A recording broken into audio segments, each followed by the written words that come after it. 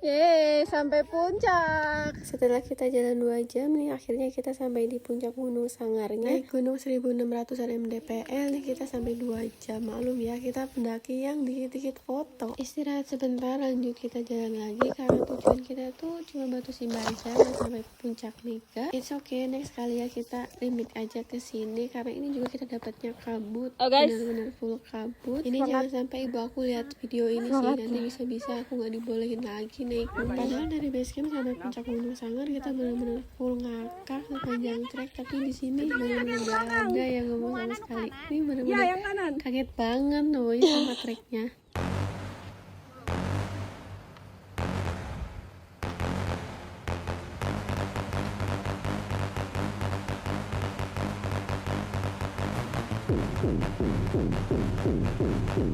Kami gak nyangka. Tapi susah ya.